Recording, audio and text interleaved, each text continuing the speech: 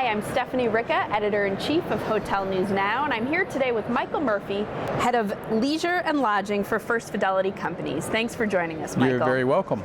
So let's start with the question that everybody is asking. Where do you think we are right now in the lodging cycle? And more importantly, what are those indicators that tell you that's where we are? Well, you know, it's sort of two or three questions in one.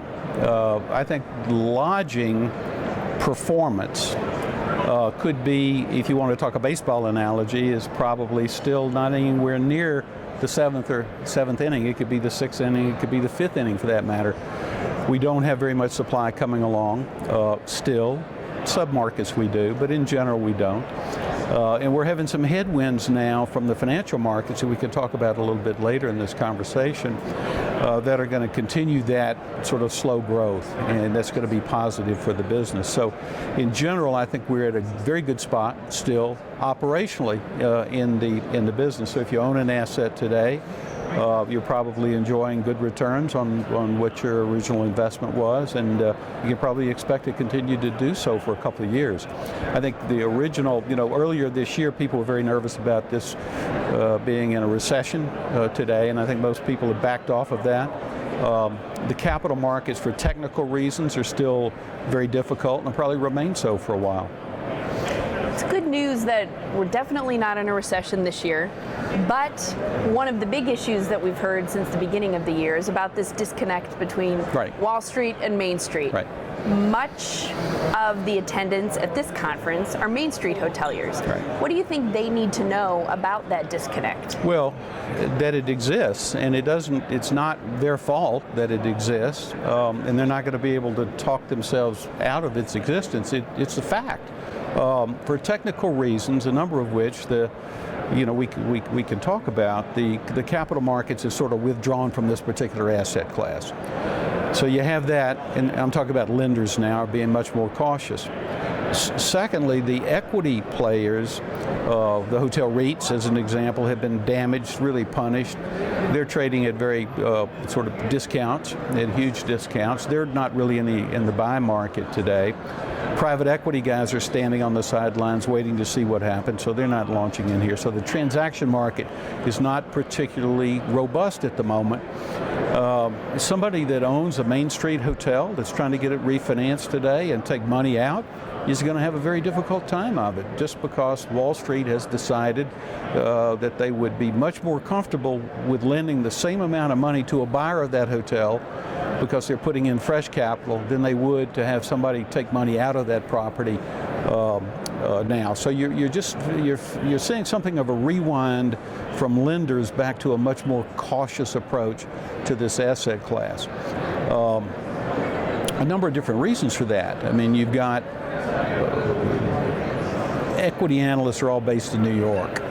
New York has got an overbuilding situation in some people's eyes, even though occupancy and ADR continues to be pretty strong. But they've decided that this market has run its course. Whether it's true or not doesn't matter. That's what they believe, and that's the people that listen to them now believe. So the Main Street guy has just got to deal with this disconnect. Because this disconnect, you could be running a great property in Sylacauga, Alabama, but the guy that's going to lend you money that lives in New York is going to be very cautious about doing that. So if the transactions activity right now is a little bit dampened, REITs aren't playing as much, private equity may still be on the sidelines, what do you think Main Street hotel owners and operators should be doing with their money for the next 12 months? It's a great, if they can build a little store of capital over the next 6 to 9 months, I think they're going to find some opportunities where people are going to have trouble refinancing their assets that'll put them on the market. You're also going to have a whole lot of new assets, a whole lot of CMBSs coming due this year, billions and billions in the second half. If that stuff can't get refinanced, it may end up back in the hands of the servicers that'll be sold. So I mean, the truth is, if you own a hotel and wanted to sell it last summer, you made a huge mistake by not selling it last summer. If you could have gotten an 8% cap rate last summer, you probably are looking at a 9% today. It's been that dramatic a change in the marketplace.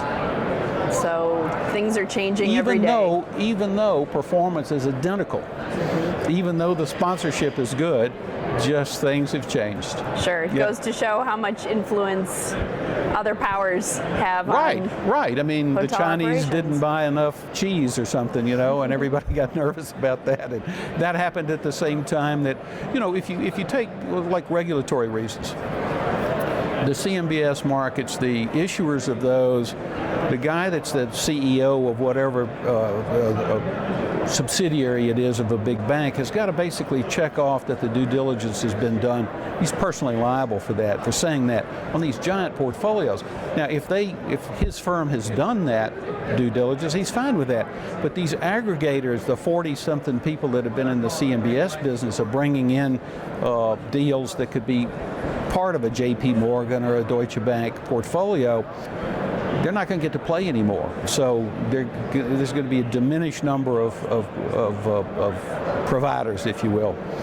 And that's another reason why we're in this interesting time right now. So we'll close on this set of questions. As an investment banker, working with the hotel industry, hotels as an asset class, what makes you the most excited about hotels over the next 12 months? Well, see, I happen to not think all of this we just talked about is bad news. I happen to think it's great news because, number one, you're going to have bigger banks playing across a bigger, that are more sophisticated, that are going to be more careful in lending their money, which means that the people that are doing hotel deals are going to have to be more convinced that their capital is going to be safe putting it in there, and we're going to see less new development, quite frankly, than we would have seen otherwise, because people are going to be putting on the brakes. So I see that as great news.